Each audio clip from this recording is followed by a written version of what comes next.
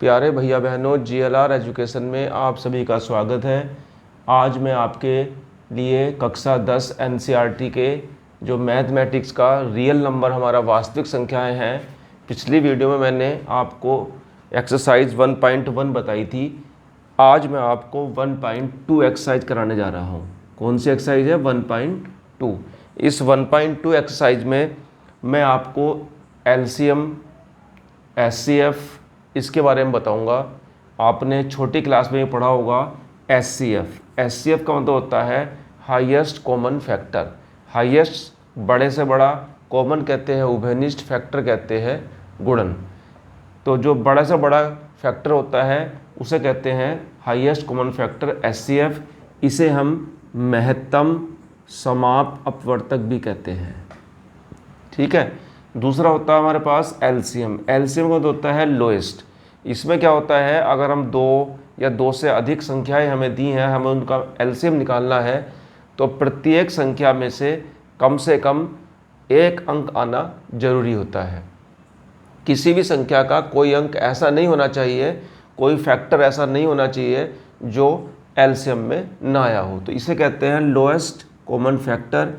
इसे हम लघुत्तम समाप अपवर्तक कहते हैं। ये मैं अभी आपको ज्ञात करने बताऊंगा। दूसरा, इसके अंदर एक फॉर्मूला होता है, ये भी आप याद रखेंगे। पहली संख्या, इसे हम पहली संख्या भी कहते हैं, गुणा दूसरी संख्या एलसीएम गुणा एचसीएफ। यहाँ हमारे पास चार चीज़ हैं, 1, 2, 3 और 4। इन चार में अगर हमें कोई भी तीन दी हैं तो हम चौथी अननोन अज्ञात राशि ज्ञात कर सकते हैं। अगर हमें प्रथम संख्या द्वितीय संख्या दिया है, एलसीएम दिया है, तो एचसीएफ निकाल सकते हैं। अगर ये दोनों संख्या और एचसीएफ दिया है तो एलसीएम निकाल सकते हैं।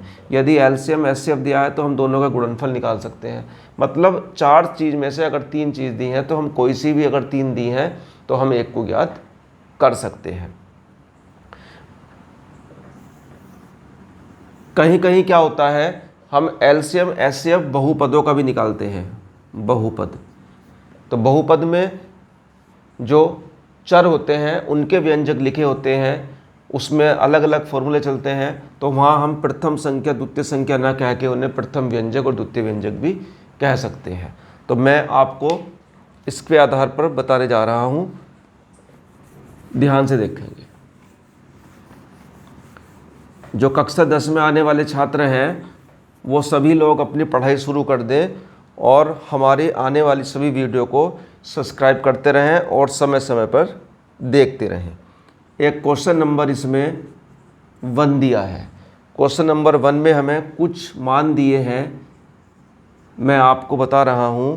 पहला है 140, दूसरा है 156, तीसरा है 3825, चौथा है 5005 और पांचवा है इस प्रकार से।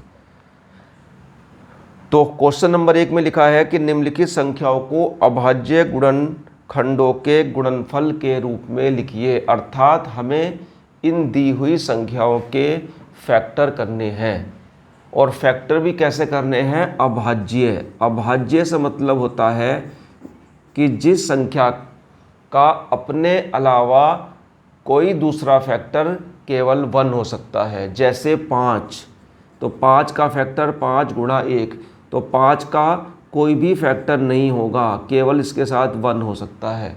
तो 5 को हम कहते हैं अभाज्य। अभाज्य से मतलब होता है प्राइम नंबर। प्राइम नंबर, ये सब बातें पता होनी चाहिए हमें। ठीक है।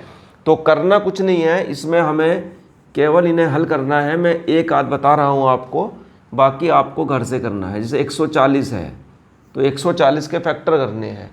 तो हम लोएस्ट संख्या से देखते हैं। जैसे हमारे पास 2 है कि 2 से कट सकता है, नहीं कट सकता।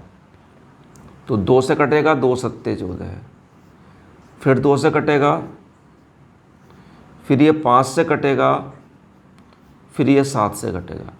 तो इसका मतलब क्या हुआ, 140 को हम इस प्रकार लिख सकते हैं। तो इस प्रकार हमें इसके फैक्टर करने हैं। और भी कर सकते हो, जैसे मान लिया 156 है तो इसके भी हम कर सकते हैं। 2 से करेंगे, 2 सत्ते 14, 2 अट्ठे 16, फिर 2 से करेंगे 2 तिया 6, 2 नम 18, फिर 3 से करेंगे 3 इकन 3, 3 तिया 9, फिर ये प्राइम नंबर आ गया तो 13 इकन 13। तो इस प्रकार हम कर सकते हैं। कोई ऐसे सवाल नहीं है कि मैं आपको ये कराऊं और वीडियो को लेंथी कर दूं जिससे कि आप लोग पढ़ाई का आनंद भी ना ले सकें। तो आपको क्या करना है, ये क्वेश्चन इसी प्रकार से करके देखने हैं। अब मैं आपको क्वेश्चन नंबर 2 बताने जा रहा हूं। क्वेश्चन नंबर 2, तो क्वेश्चन नंबर जो 2 दिया है हमें, उसमें लिखा है कि निम्नलिखित युग्म के एचसीएफ और एलसीएम ज्ञात कीजिए और जांच कीजिए कि दोनों संख्याओं का गुणनफल एचसीएफ गुणा एलसीएम, अर्थात दोनों संख्याओं का गुणन बराबर एचसीएफ गुणा एलसीएम, ये भी हमें चेक करके बताना है। यहाँ पहला क्वेश्चन दिया है, इसमें भी 26,91। तो ध्यान से देखेंगे, हम क्या करेंगे, 26 के फैक्टर कर लेंगे। जिन्हें फैक्टर नहीं करने आते हैं उन लोगों के लिए बता रहा हूँ मैं सबसे आसान तरीका। 2 इकन 2, 2 तिया 6, 13 इकन 13, और 91 के करेंगे 7 से कटेगा 7 इकन 7, 8 9 7 तिया 21, और 13 इकन 13। तो आप लोगों को ऐसे लिखना है, 26 बराबर करके लिखेंगे 2 गुणा 13, इसे इक्वेशन 1 मान लेंगे। बहुत आसान तरीका है, इसी प्रकार से करना है। अगर इसी प्रकार से करोगे तो समझ में आ जाएगा, ठीक है। ज़्यादा नए नए तरीके भी नहीं सोचने चाहिए। नए नए तरीके जब सोचने चाहिए जब हमें कम से कम एक विधि करने आती हो। हम अगर एक विधि से क्वेश्चन करना आता है तो फिर हम बाद में कुछ भी सीख सकते हैं और नया सीख सकते हैं, क्योंकि 10th के बच्चे इतने तेज़ नहीं होते शुरू में। जब 9th से बच्चा आता है तो धीरे धीरे धीरे धीरे धीरे धीरे वो गेन करता है। तो इसे हम लिखेंगे 7 गुणा 13। यहाँ से हम लेंगे एचसीएफ। एचसीएफ का मतलब होता है जो दोनों में कॉमन हो। देखो 2 पहले में है लेकिन दूसरे में नहीं है, कॉमन क्या दिखाई दे रहा है इसमें हमें, 13, तो एचसीएफ हो गया 13। इस प्रकार से हम निकाल सकते हैं। अब देखो एलसीएम कैसे निकालते हैं। एलसीएम निकालने का तरीका होता है कि जो पहली वाली इक्वेशन है उसके जो फैक्टर हैं उन्हें सबको लिखना होता है। क्या क्या फैक्टर हैं, 2 गुणा 13, फिर गुणा का निशान लगाएंगे। अब दूसरे में आ जाओ, दूसरे में जो नहीं आया, देखो 7 है तो 7 नहीं आया, इसे लिख लेंगे, लेकिन 13 आ गया, इसे नहीं लिखेंगे। तो 2 गुणा 13 सत्ते 91, और 2 इकन 2, 2 नम 18, 2 नम 18, 182। इस प्रकार आप एलसीएम भी निकाल सकते हैं और एचसीएफ भी निकाल सकते हैं। इसके बाद हमें करना क्या है, इसके बाद हमें यह प्रूव करके दिखाना है कि दोनों संख्याओं का गुणनफल एचसीएफ और एलसीएम के बराबर है या नहीं है। देखो ध्यान से,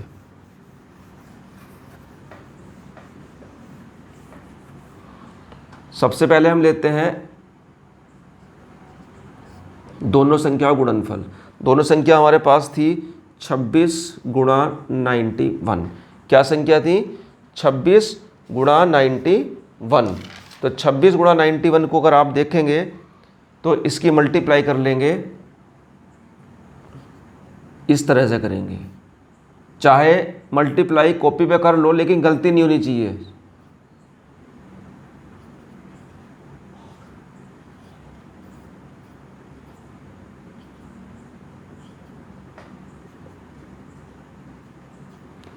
इसके बाद में हम क्या करेंगे, इसके बाद में हम RHS लेंगे। RHS में मैंने क्या लिख रखा है, HCF गुणा LCM। तो HCF कितना निकला था इसका, HCF इसका आया था 13, ठीक है। और LCM कितना आया था, LCM कितना आया था इसका, LCM लिख लेंगे। LCM इसका आया था 2 गुणा 13 और जी 7 गुणा 13, तो 13 दूनी 26 गुणा 7, 7 छंग 42, 4 7 दूनी 14, 4 18, 182। तो एलसीएम इसका 182 आया था। अगर आप लोग इसकी मल्टीप्लाई करेंगे तो इसकी मल्टीप्लाई भी 1366 ही आएगी। तो इस प्रकार हम क्वेश्चन नंबर 2 का जो पहला मैंने भाग था वो मैंने आपको कराया है। दूसरा इसका भाग है, ये आपको घर से करना है। इसमें 510 92 दिया है और तीसरे खंड में इसके दिया है 336 और 54 दिया है। तो ये आपको घर से करना है क्वेश्चन नंबर 2 के जो शेष भाग हैं। अब मैं आपको क्वेश्चन नंबर 3 बता रहा हूं।